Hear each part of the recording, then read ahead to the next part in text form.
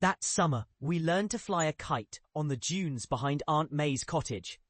The wind came off the sea in a long, windy breath, salt and something faintly like old pennies, and it shoved the page of the kite's red paper with a playful stubbornness until the frame sang in my hands.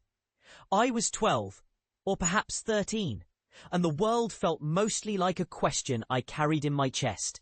Soft, stubborn, almost ready to answer, but not quite.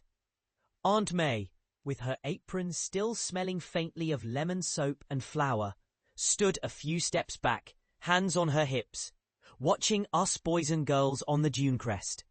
We had found the broken scraps of a window shutter somewhere near the barn and turned them into a frame.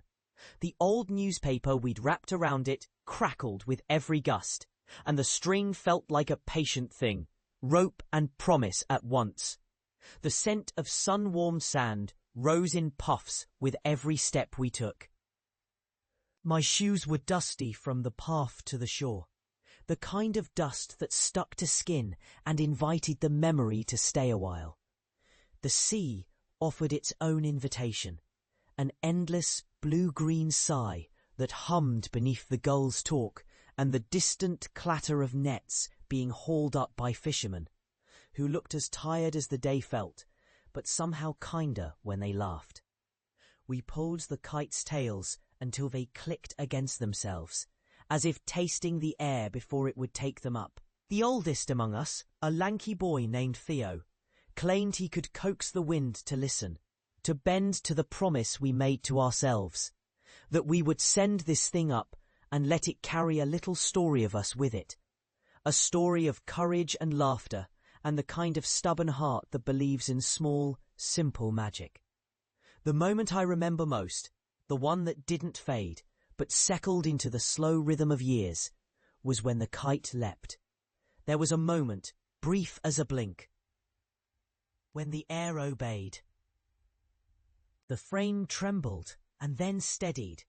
The paper stretched, and the string pulled taut as a bowstring. The kite rose as if it had waited for that exact breath to begin its life. Up it went, tugging at the sky with a bright, stubborn exuberance.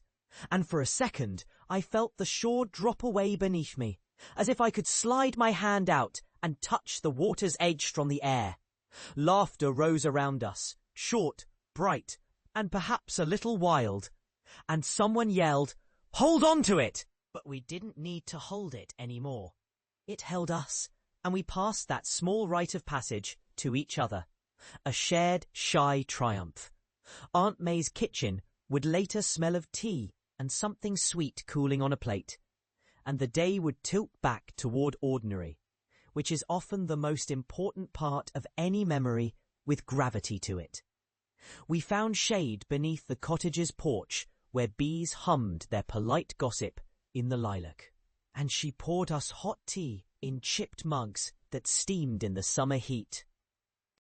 The mugs carried rings of tannin and the taste of lemon, and something that reminded me of the first time I learned to listen. To listen not for my own voice, but for the space between voices. For the way a boat bumps against a dock and sighs, or a gull's cry folds into the wind and becomes almost a sentence of its own. Aunt Mae didn't tell us to be careful exactly, but there was a gentle, quiet warning in her eyes when she watched the kite skim upward. She passed around plates of bread and honey, and then a small bowl of cherries, their skins bright as little rubies against the green of the lawn. We ate and laughed and talked in the way children do when their bodies are sun-warmed and their minds are still learning how to carry a day for more than its moments of brightness. It was later, when the wind had folded over into a softer edge and the sun slid shyly toward the sea, that I understood something larger waking in me. The sense that a moment can be a kind of compass, pointing toward a life that holds together courage with care. I think that's what the memory gave me. A habit of listening, a way of noticing what a thing asks of you before you demand what you want from it. The kite, a fragile thing of paper and string and hope, asked us to trust the wind, and we did, not because we knew what would happen, but because we believed that something beyond our small fear might hold us up. In those minutes, I learned to let go in small ways, not to abandon responsibility, but to recognize when a thing is not mine to command, and yet can be a gift if I am patient enough to wait for it to reveal itself. The kite didn't belong to me that day. It belonged to possibility, to a younger version of myself that needed to be reminded that failure and success share the same air and are cousins, not enemies.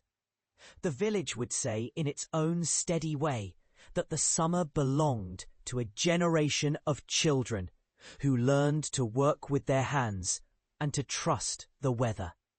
We learned to mend a broken window shutter with a strip of wood and a buckle from a belt. We learned how to listen to the silence after a storm and name the particular shade of green that rain leaves on a summer lawn. And I learned that a life, my life anyway, is stitched together from such ordinary stitches. A slice of hot bread, a sentence spoken with patience, a night when the window is open and the scent of sea brine threads through the room like a whispered invitation to stay. The kite story didn't end that day at the dunes. We brought it down not with a crash, but with a soft surrender to the wind's caprice, the way a grown man might release a stubborn breath after a long night. We carried the frame home and pinned it to the shed door with a smear of glue and a string of promises to mend it for next summer's wind. Promises that I kept in a pocket of memory rather than on any calendar. I didn't know then that these promises would become the runway of a life I would live long after the kite's colours faded and the shore learned to recognize my footsteps. But I felt, even then, how a small, bright act, like teaching a kite to fly, could teach a person to sew up the holes inside themselves, to bind the loose threads of fear with the stronger thread of faith in something larger than fear. Decades later, now a few breaths from the end of most days, I still hear the sea when I open the window on a damp morning. I still taste the tang of honey and lemon in the air when I boil a kettle for familiar tea, as if the past is a kettle I carry with me, warming the present with its remembered steam. The memory of that summer sits in my chest, not as a weight but as a soft, warm anchor, a reminder that I once stood at the edge of a vast, uncertain sky and chose to believe that I could lift, if only for a moment, on the breath of a child's dream. If I am asked what matters, I answer with the simplest truth: the ability to look at a thing and decide to let it be more than what it could have been for me alone. The kite taught me that. It taught me to seek companions in the air, in the wind's capricious generosity, in the patient hands that coax a life into being with little more than hope and work. It taught me that the ordinary, an afternoon on a dune, a shared cup of tea, a string of promises, can become the most enduring map of a life. Time moves on, of course, with its usual tenderness and its quiet insistence. The dunes become a memory, the colour of old photographs. The cottage stands now in another season's shadow. The people who were my childhood guardians age into the soft dusk of their own stories. And yet the thread runs through me, the line that refuses to snap, the insistence that meaning is not something we chase, but something we carry. The wind still wants to be trusted. I am grateful for the simple power of a child's belief that a single kite drawn tight against the wind can lift a life into a larger light. And so I carry that memory gently, as one keeps a seashell pressed to the ear, listening for the old, long-remembered song the ocean keeps at its edge. If time is a road, then I have walked it with a big, slow, grateful pace, taking in the soft truths of ordinary days, the smell of rain on dust, the sound of distant laughter, the way sunlight finds the corner of a window and lingers there like a quiet blessing.